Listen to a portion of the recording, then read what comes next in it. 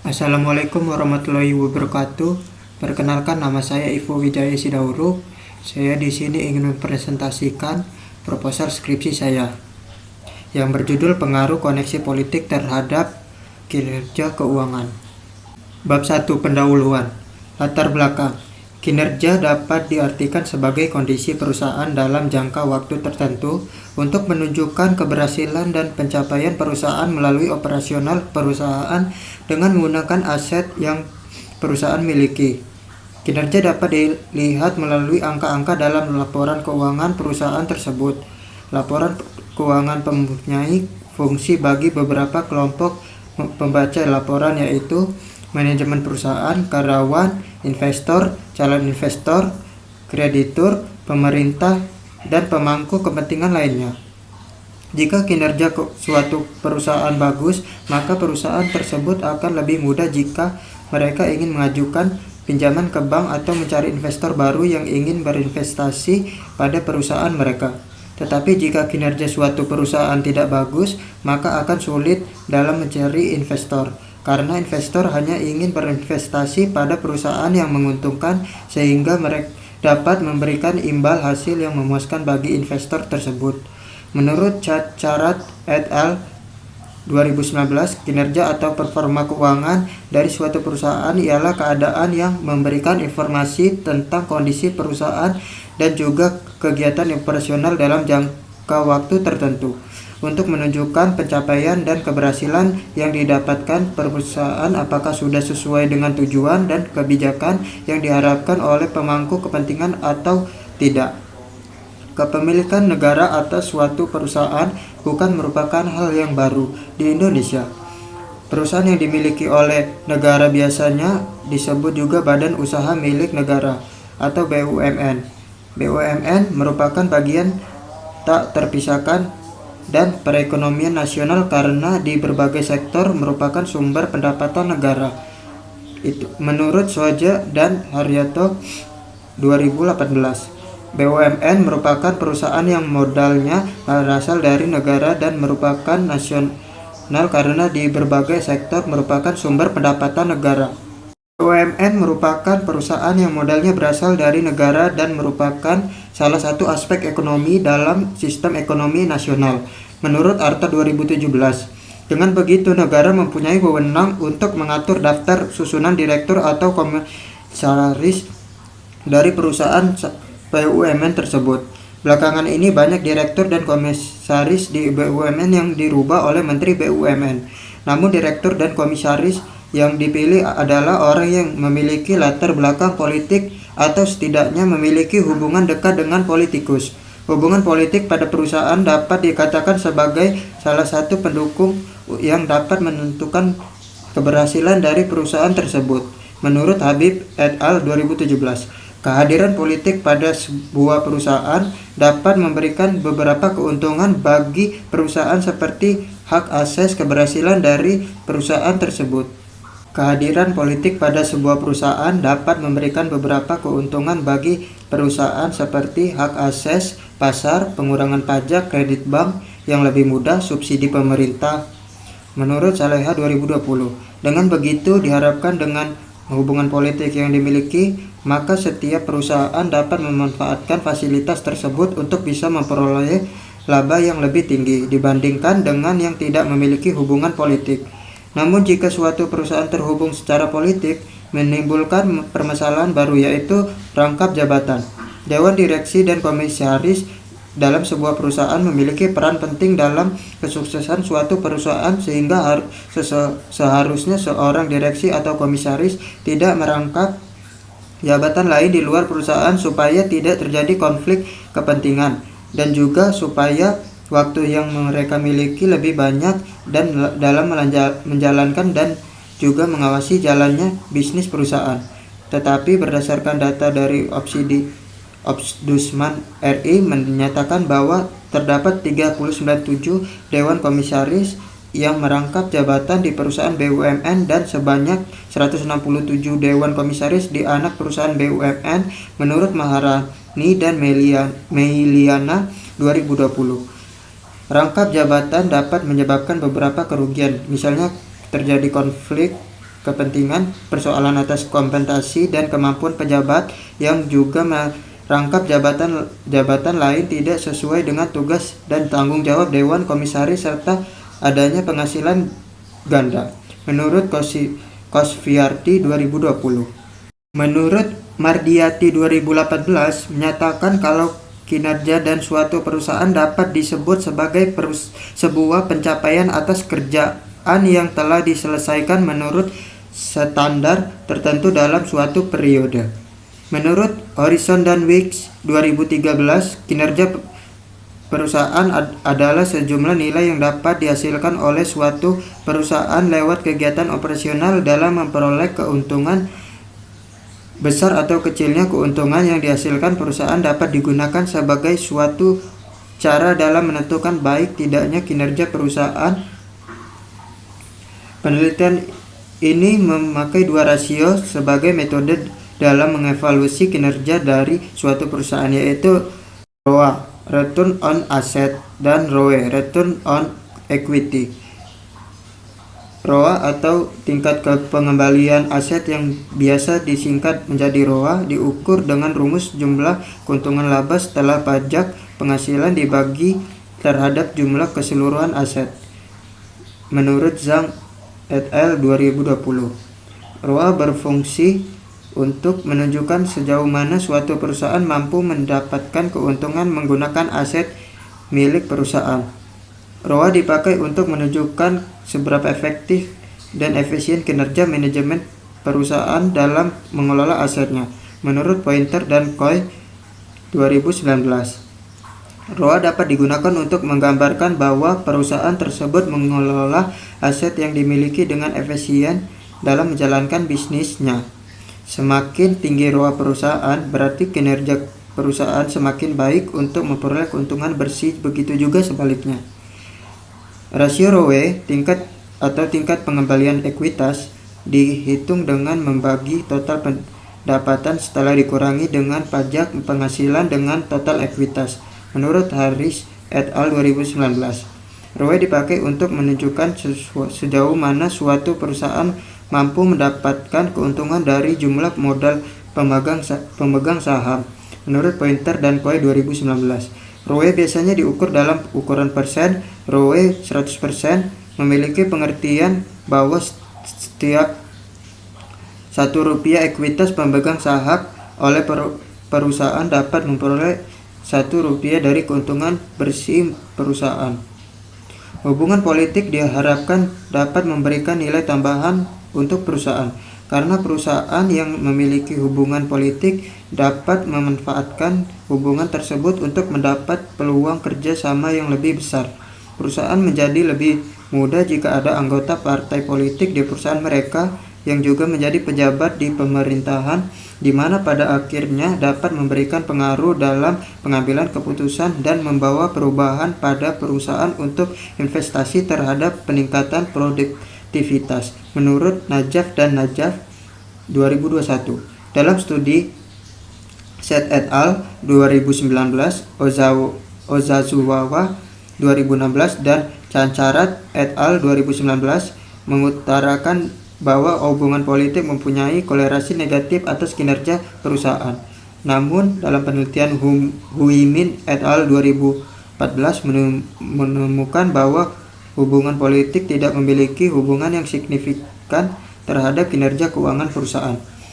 Rumusan masalah. Berdasarkan latar belakang yang telah dijelaskan di atas, maka rumusan masalah yang hendak diteliti dalam penelitian ini adalah terkait permasalahan-permasalahan yang dihadapi oleh perusahaan.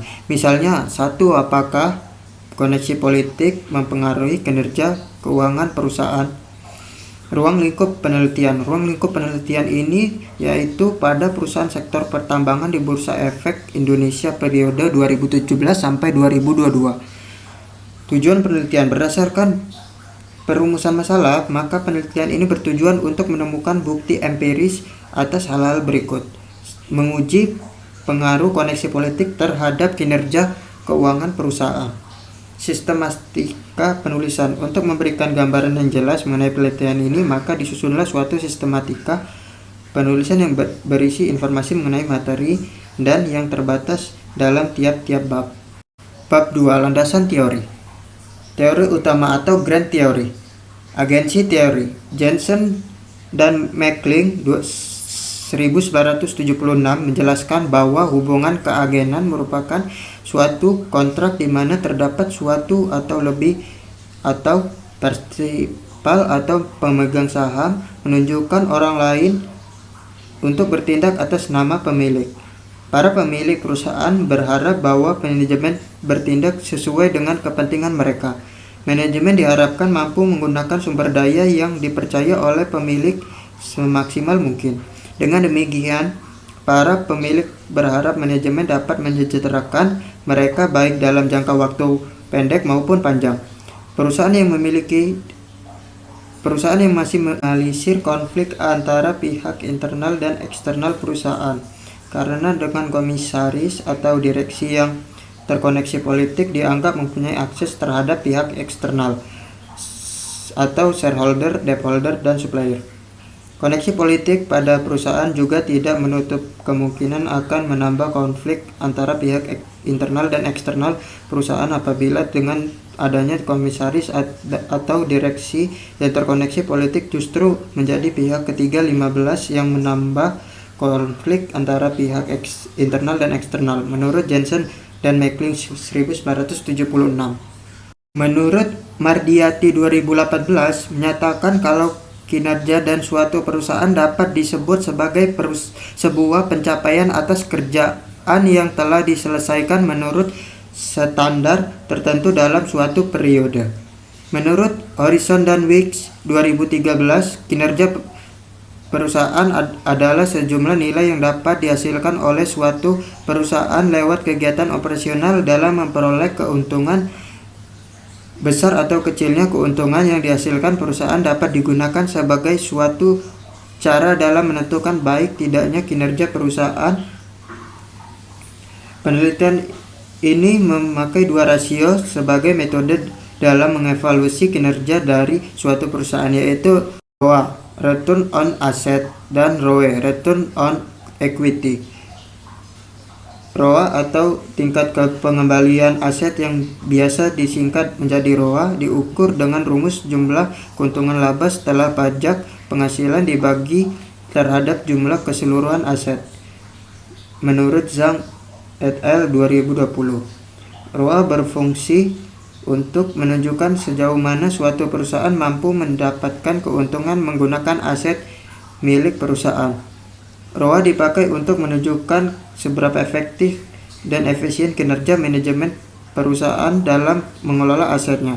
Menurut Pointer dan Coy 2019, ROA dapat digunakan untuk menggambarkan bahwa perusahaan tersebut mengelola aset yang dimiliki dengan efisien dalam menjalankan bisnisnya. Semakin tinggi ROA perusahaan, berarti kinerja perusahaan semakin baik untuk memperoleh keuntungan bersih, begitu juga sebaliknya. Rasio ROE, tingkat pengembalian ekuitas, dihitung dengan membagi total pendapatan setelah dikurangi dengan pajak penghasilan dengan total ekuitas. Menurut Harris et al. 2019, ROE dipakai untuk menunjukkan sejauh mana suatu perusahaan mampu mendapatkan keuntungan dari jumlah modal pemegang saham.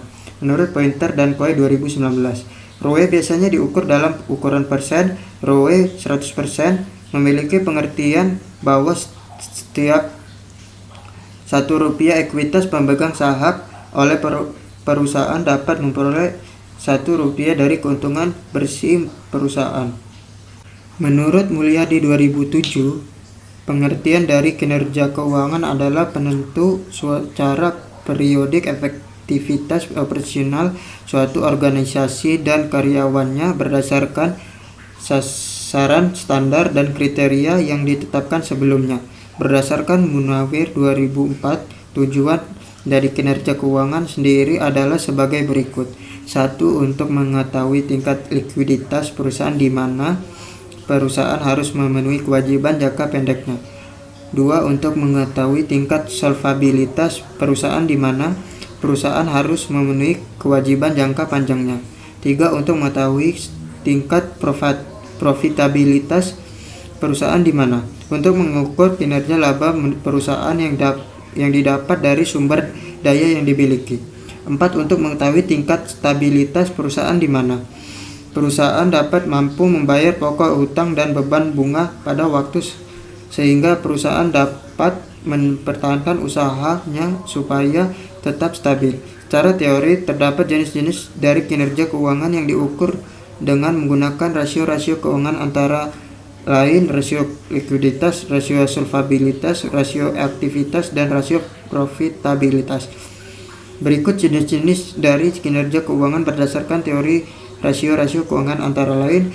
1. Rasio likuiditas, yaitu kemampuan perusahaan dalam membayar kewajiban jangka pendek. 2. Rasio solvabilitas, yaitu kemampuan perusahaan dalam memenuhi kewajiban jangka panjangnya. 3. Rasio aktivitas, kemampuan perusahaan dalam mengelola aset yang dimiliki secara efektif dan efisien dalam jangka panjang dan jangka pendek. 4. Rasio profitabilitas, yaitu kinerja laba yang diperoleh oleh perusahaan dari sumber daya yang dimiliki. Untuk mengukur rasio likuiditas yang dengan menggunakan ukuran antara lain current ratio, quick ratio, dan cash ratio. Berikut adalah teori dari current ratio, quick ratio, dan cash ratio antara lain. 1. Menurut Kashmir 2016, current ratio adalah merupakan rasio untuk mengukur kemampuan perusahaan dalam membayar kewajiban jangka pendeknya, yaitu berupa hutang jangka yang segera jatuh tempo pada saat ditagih secara keseluruhan. 2. Quick ratio adalah merupakan rasio untuk mengukur kemampuan perusahaan dalam membayar kewajiban jangka pendeknya dengan menggunakan aset yang paling liquid. 3. Cash ratio adalah rasio yang digunakan untuk mengukur besarnya uang kas yang tersedia untuk melunasi kewajiban jangka pendek perusahaan dengan ditunjukkan tersedianya dana dan kas atau setara kas. Kemudian untuk mengukur rasio solvabilitas dengan menggunakan ukuran antara lain debt total asset ratio DTA dan time interest earned ratio atau TIE. Berikut 17 teori dari debt total asset ratio atau DTA dan time interest earned ratio atau TIE antara lain. Menurut Samsudin 2006, DTA debt total asset ratio adalah digunakan untuk mengukur seberapa jumlah aktiva perusahaan yang dibiayai oleh hutang. 2. Secara teori, time interest earned ratio adalah merupakan rasio untuk mengukur kemampuan perusahaan dalam membayar dan atau menutupi beban bunga di masa depan. Selanjutnya, untuk mengukur rasio aktivitas dengan menggunakan ukuran antara lain rasio perputaran piutang, rasio perputaran persediaan dalam jangka pendek dan juga dalam jangka panjang. Ukuran yang mengukur rasio aktivitas yaitu rasio perputaran aset tetap dan rasio perputaran aset. Berikut teori dari rasio piutang, rasio persediaan dalam jangka pendek dan juga dalam jangka panjang. Ukuran dalam rasio aktivitas yaitu rasio pemutaran aset tetap dan rasio pemutaran aset. 1. Rasio perputaran piutang adalah merupakan rasio untuk mengukur perbandingan total penjualan kredit terhadap piutang rata-rata. 2. Rasio perputaran persediaan adalah merupakan rasio untuk mengukur tingkat efisiensi pemakaian persediaan barang dagang perusahaan. 3. Rasio perputaran aset tetap adalah merupakan rasio untuk mengukur perbandingan antara penjualan dengan aktivitas tetap yang dimiliki oleh suatu perusahaan. 4. Rasio perputaran aset adalah merupakan rasio perbandingan antara penjualan dengan total aktiva suatu perusahaan yang menjelaskan tentang kecepatan perputaran total aktiva dalam suatu periode tertentu.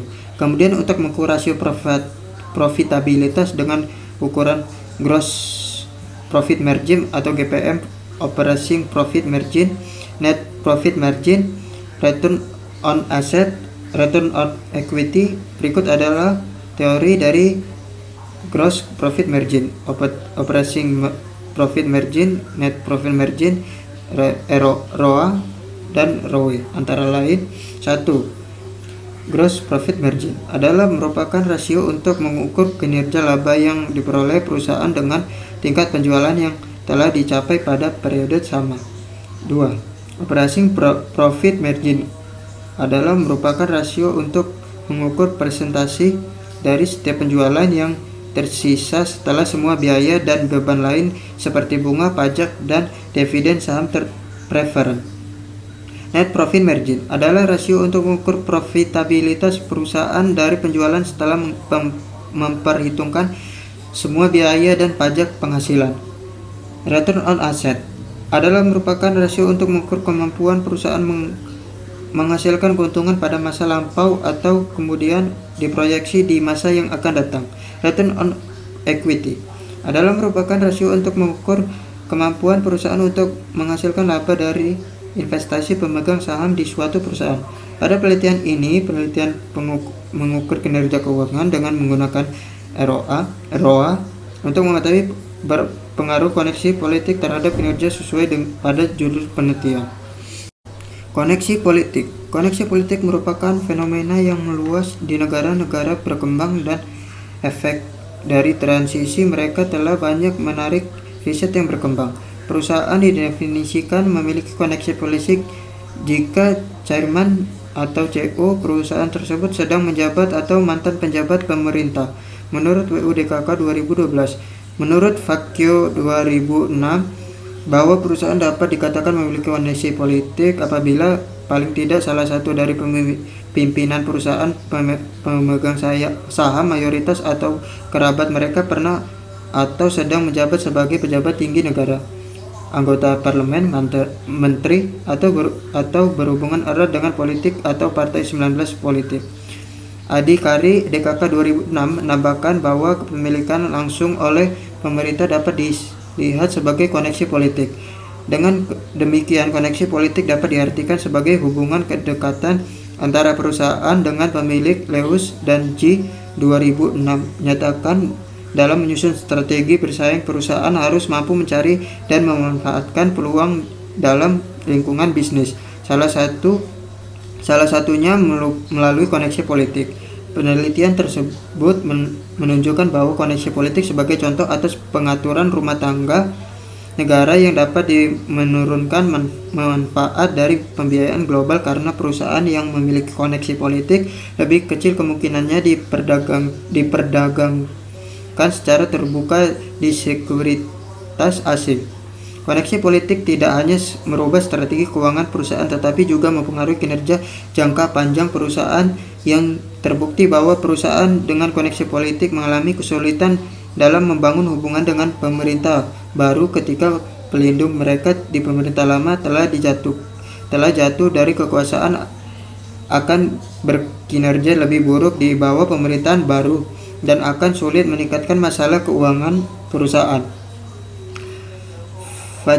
Facchio 2006 mengatakan bahwa dorongan perusahaan untuk memiliki koneksi politik telah mendapatkan perhatian khusus dari para pengamat ekonomi karena adanya indikasi perlakuan istimewa dari pemerintah, terlebih bagi perusahaan yang memiliki langsung oleh pejabat atau pemegang posisi penting di dalam pemerintahan. Perusahaan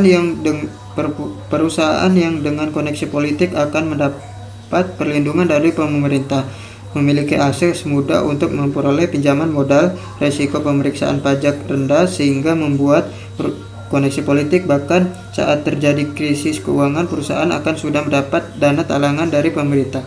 Menurut Kim Zhang 2016, koneksi politik dipercaya sebagai suatu sumber yang berharga bagi banyak perusahaan.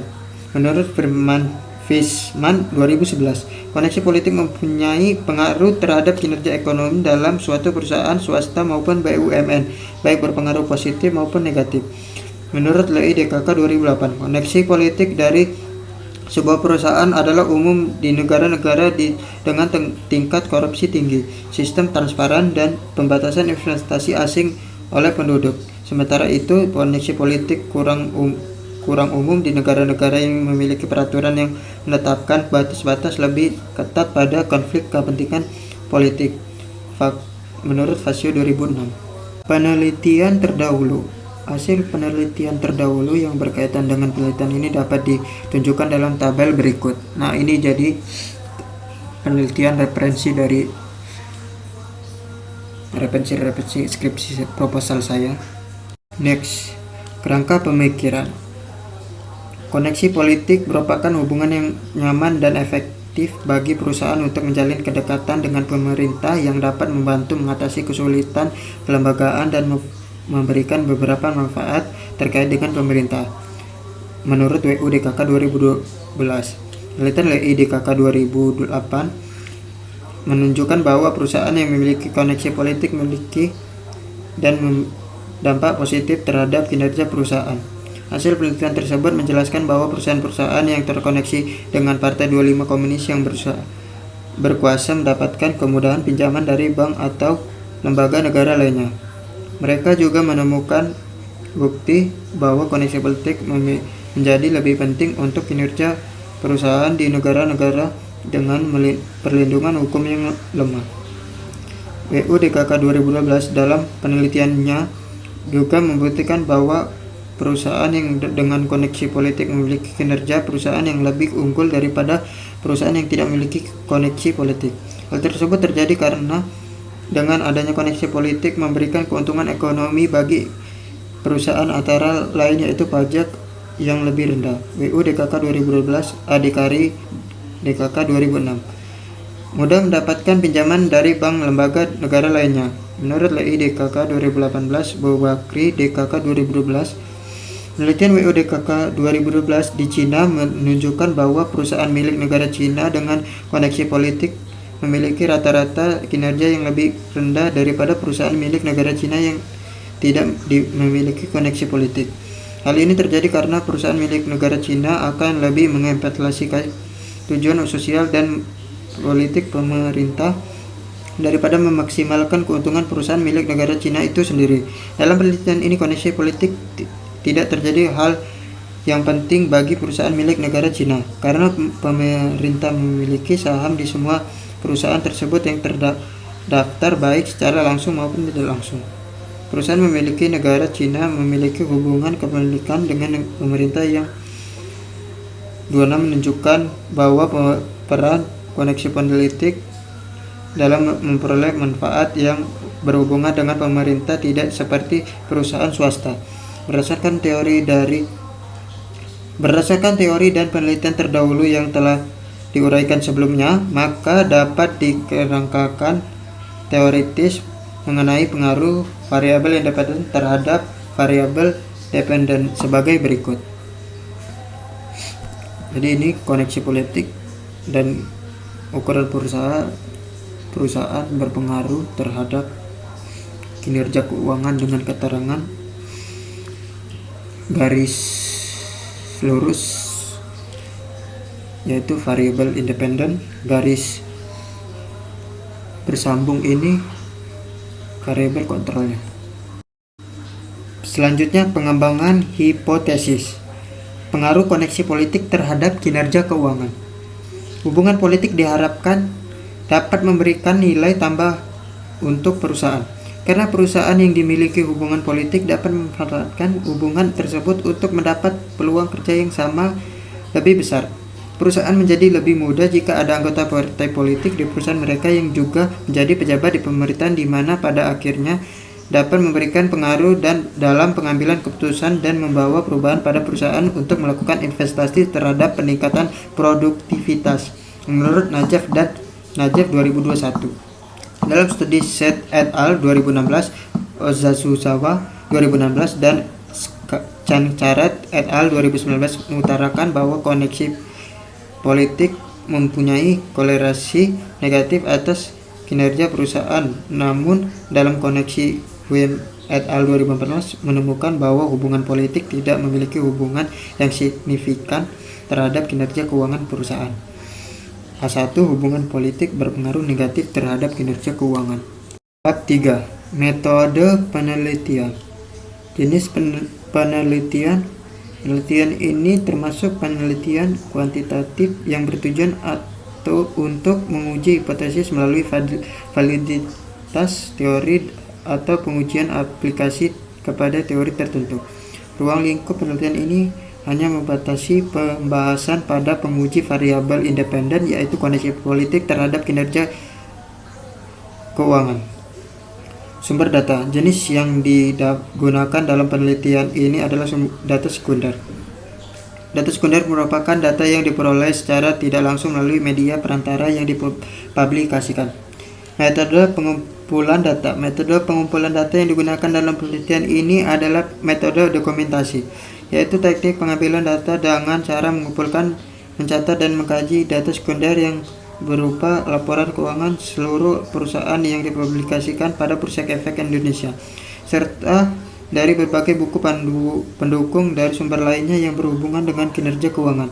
Data sekunder dalam penelitian ini berupa laporan keuangan dan laporan auditor independen masing-masing perusahaan publik yang diperoleh dari www.idx.co.id. Populasi dan sampel. Populasi. Setelah menentukan ruang lingkup penelitian, pihak penelitian selanjutnya menentukan populasi yang akan diuji. Populasi dalam penelitian ini dilakukan pada seluruh perusahaan yang terdaftar di Bursa Efek Indonesia periode 2017 sampai 2022. Dan yang dijadikan sampel dalam penelitian ini hanya dikhususkan pada perusahaan yang bergerak di bidang pertambangan.